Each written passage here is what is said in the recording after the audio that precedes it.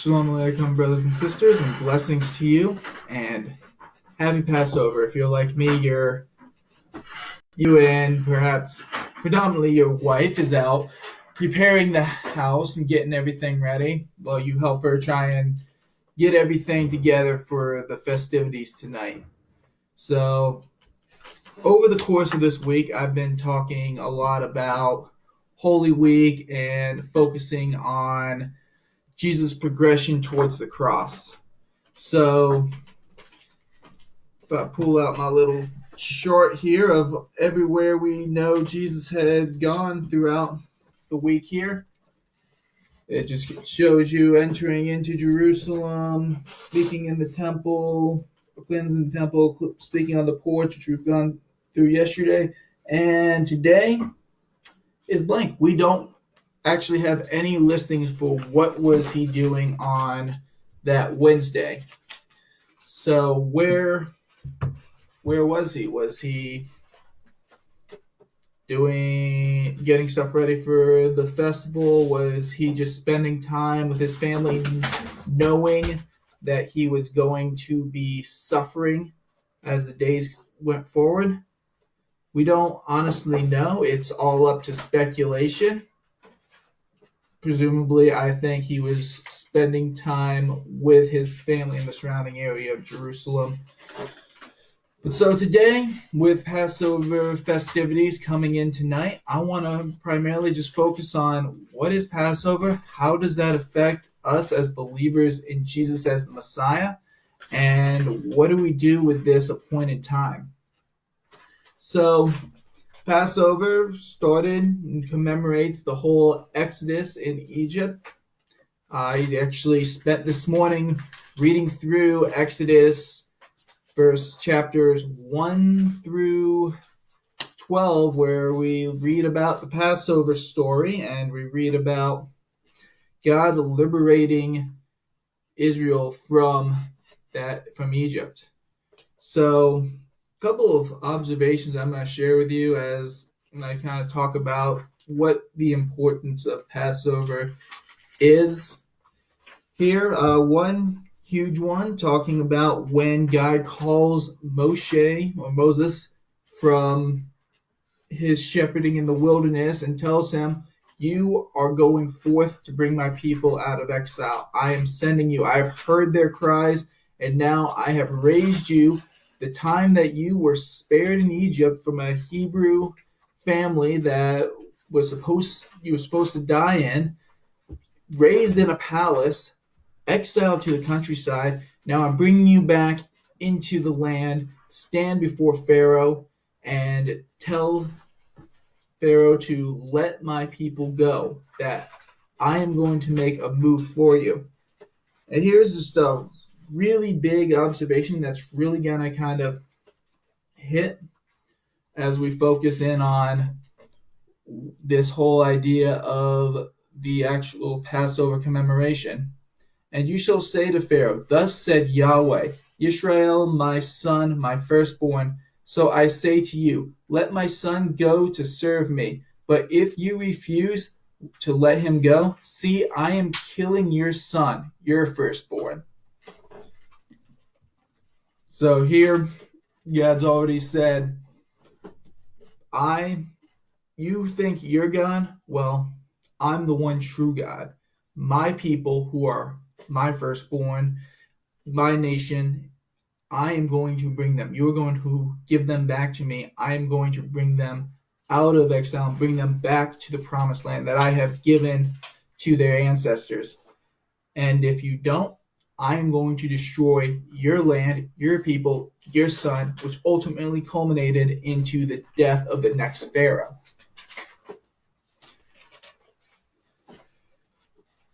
So, if you're familiar with it, which most Christians are growing up listening to it in Sunday school, the whole plagues of Egypt, Moses going in, telling Pharaoh to let my people go, and Pharaoh says, "No, no, no," or his heart is hardened, he says yes, then he goes back on his word. So moving into the plagues where people were suffering, people were getting hit with ailments, crops were being destroyed. There's a section where God says, you know what? You've seen my power, and now you're going to know I have called my people. In fact, in chapter 8, he tells him that he is going to separate the land of Goshen, which is the land where Israel is dwelling, in which my people dwell, that no swarms of flies shall be in the midst of the land, and I shall put a distinction between my people and your people. He said, he's going back to where he said, Pharaoh, you're the God of your people, so you're going, if you don't let my people go, you people are going to suffer for it. And here we see the distinction, these plagues here, and after the flies, or right after the flies, he's saying, they're not going to affect my people. I have called my people out. They are set apart, and you will go to the point of despising them because my people are blessed. I will protect them.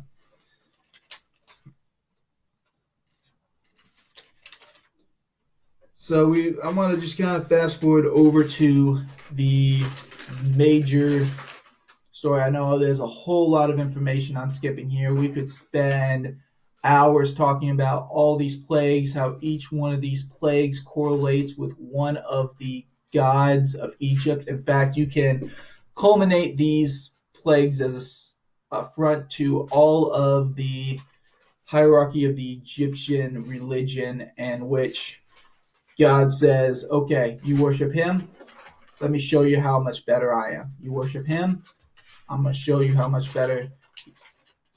The Nile, yep, blood. You call that the blood veins of your God?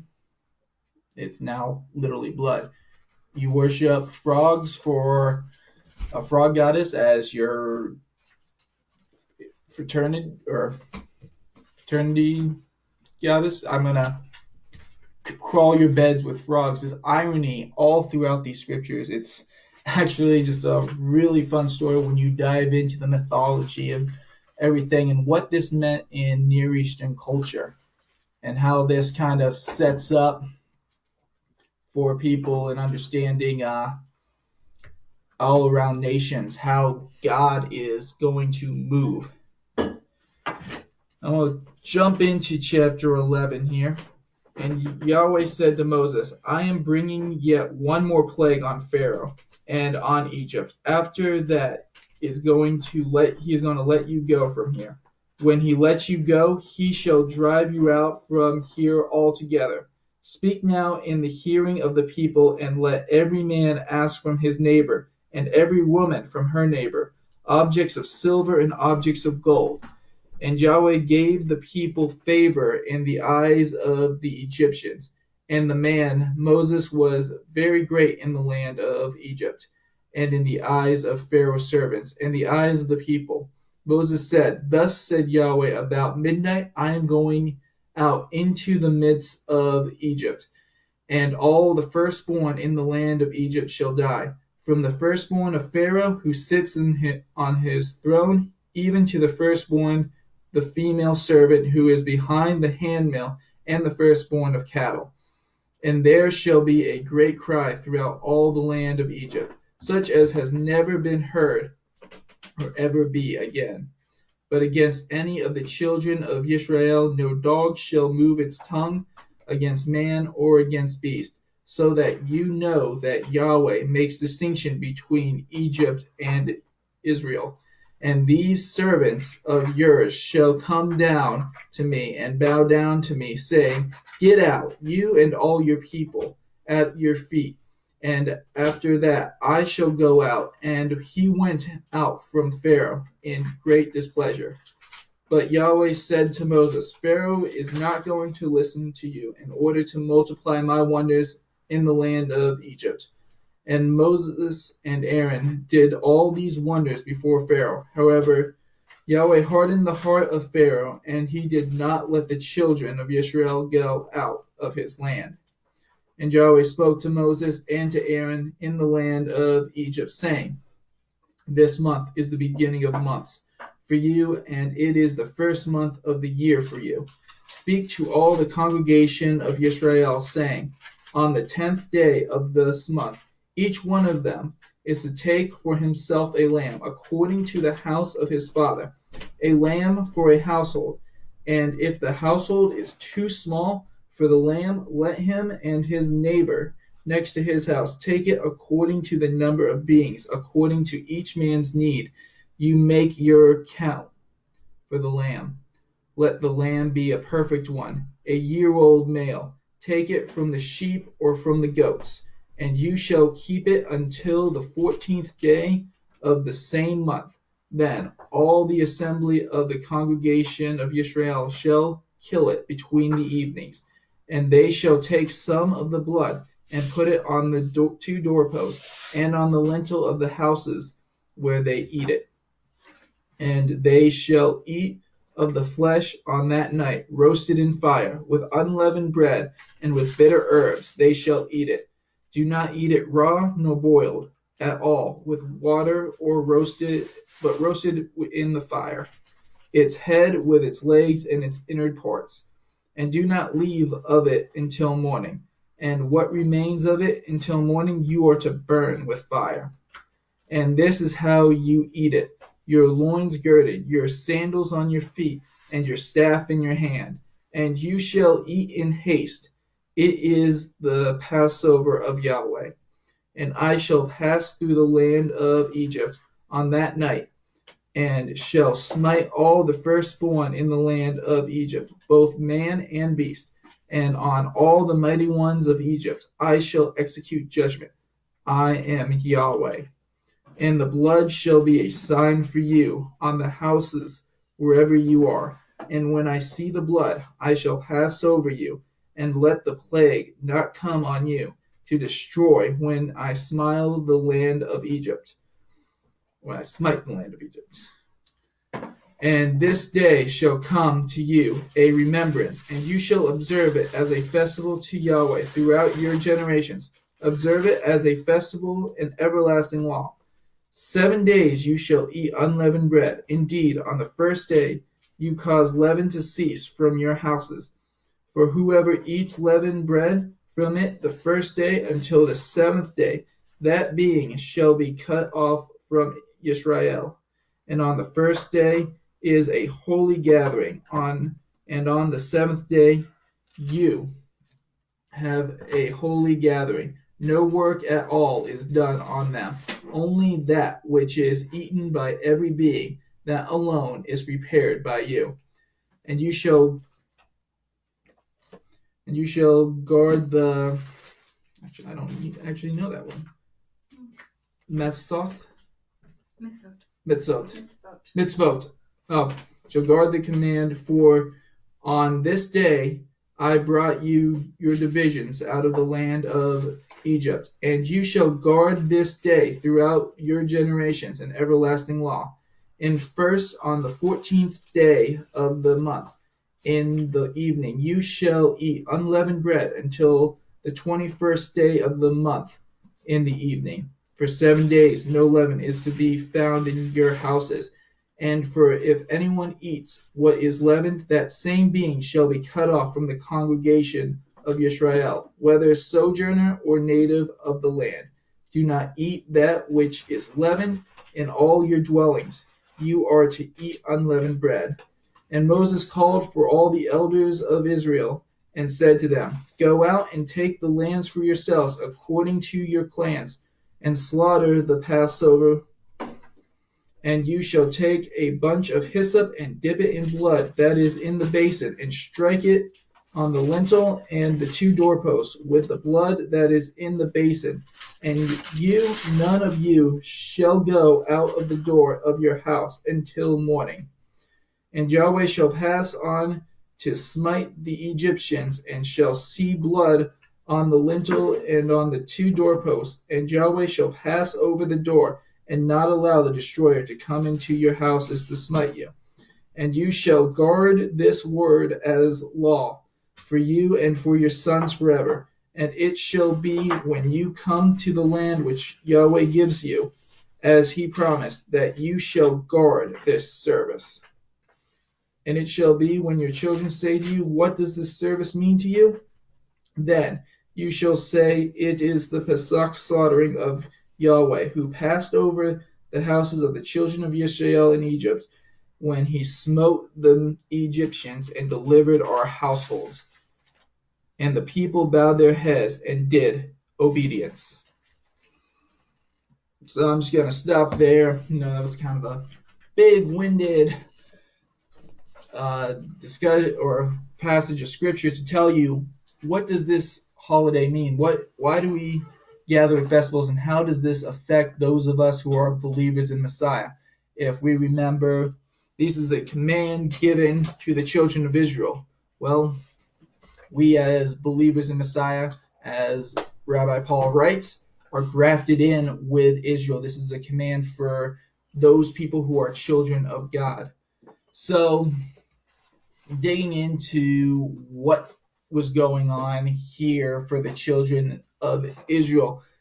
First, one of the reasons why Moses kept telling Pharaoh, hey, we can't do the sacrifice here, we must go out, is because to kill a lamb is an abomination to you Egyptians. You will kill us if we commit our sacrifices there. This is one of the reasons he gave to Pharaoh. But Pharaoh knew if they were to go out into the wilderness, they weren't coming back. So he tries to bargain with Moses over and over, and God allows Pharaoh's heart to be continually hardened and harder until finally he strikes down Pharaoh's son and completely destroys Egypt with the pain of the loss of their firstborn, and shows, I have the hand over life.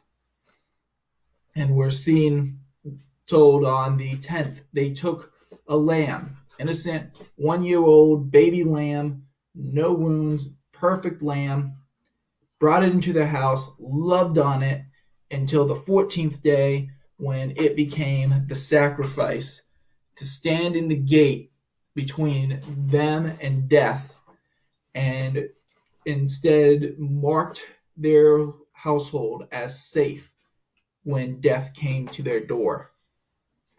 I mean, for those of us who believe in Messiah, this isn't vivid imagery. This is so blatantly in our face of our faith that we cannot deny its value and its importance. They are told to remove leavening. Now, we continue through the Bible. What is leaven? Almost always 99 times out of 100 compared to sin. There's only one time when it's given in, for instance, of the kingdom, in which it is saying, just as leaven raises the bread, so are you to multiply the faith within the earth. But they are told, cleanse out all of the leavening agents within their household. So, if you can probably hear in the background, that's what Haley's actually doing right now. Sorry. I find it funny. She's cleansing out all the toaster crumbs and wiping down the counters, cleaning out the refrigerator, pantry. She's even made it to the pantry now.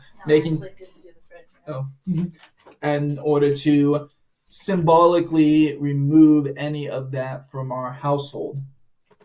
In fact, they are told to eat the bread of affliction. Now, this is probably one of the most famous things about Passover. Matzah. I love matzah. There's only one we'd probably eat it all year round, to be honest. But we are told to, for 7 days, eat the bread of affliction. This reminds us of what Israel went through when they were slaves in Egypt. The stripes, the piercings, the just trauma that they went through. But also, for those of us who believe in Yeshua, Jesus as the Messiah, it's pierced, it's striped. As Isaiah says, he was wounded for our transgressions, he was pierced for our iniquities.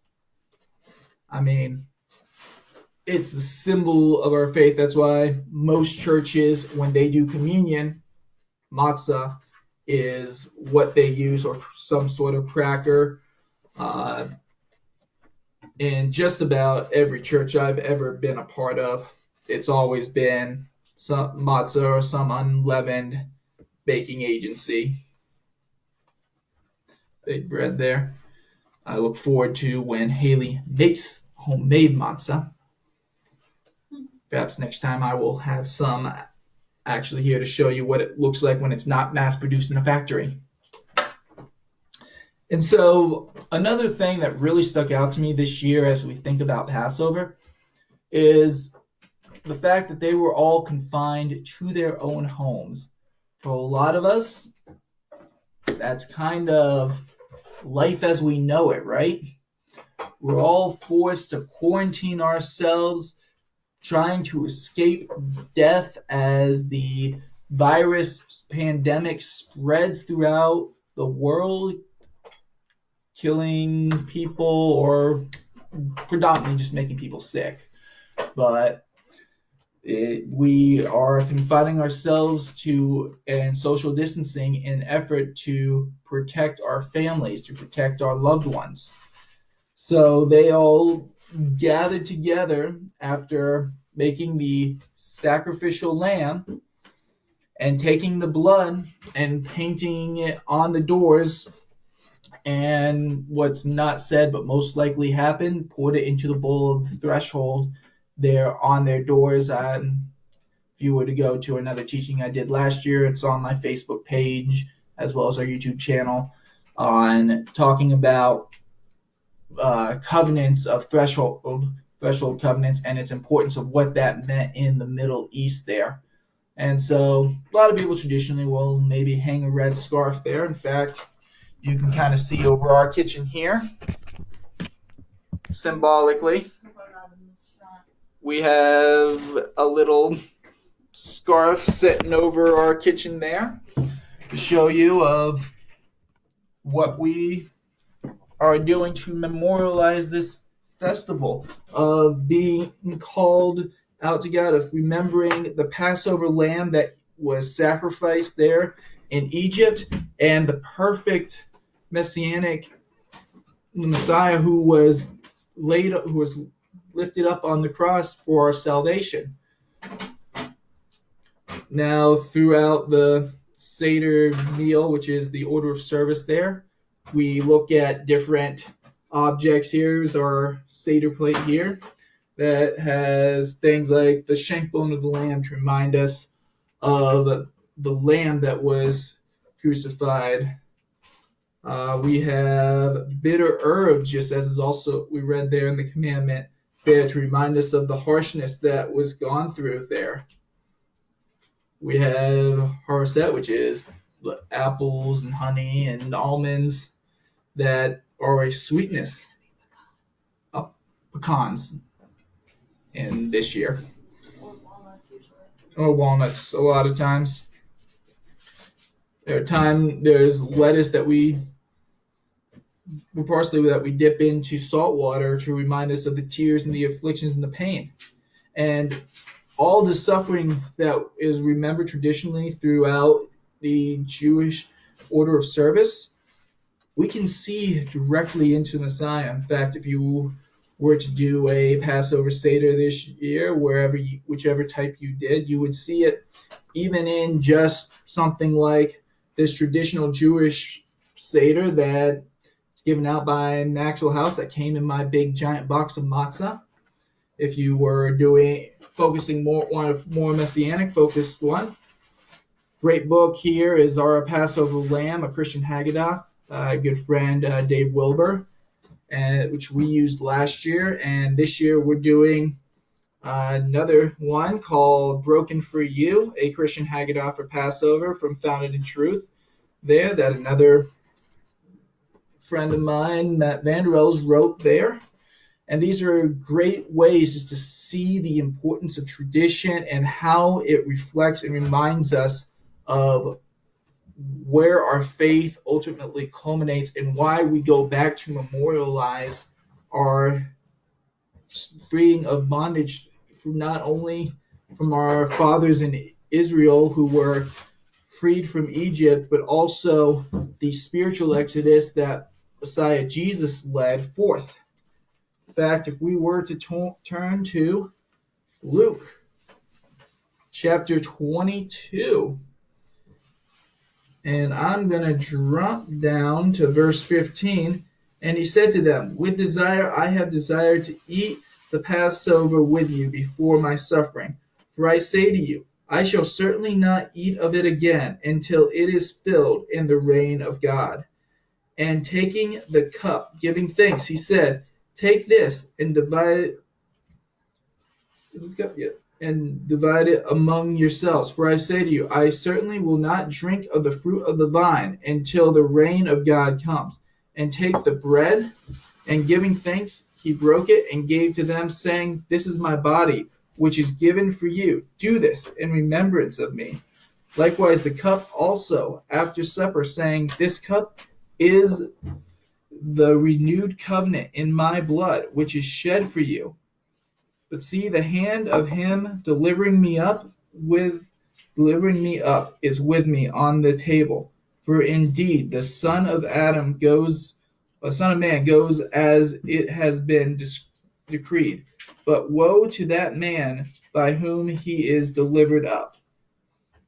And this, of course, goes into the story where I will be picking up in tomorrow's discussion there of them going out to the garden, Jesus' betrayal, as we focus on Maundy Thursday tomorrow. But I really just wanted to bring you to this focus and this understanding of the importance and the symbolism of this meal, of what it means for those of us who hold forth this faith in Jesus our Messiah, and we remember his suffering, his affliction, and his crucifixion and death, but ultimately building up to the resurrection and the greater exodus. So, brothers and sisters, I just leave you forth with the blessings of God. May Yahweh bless you and keep you. May he make his face shine upon you and give you his perfect peace. Shalom.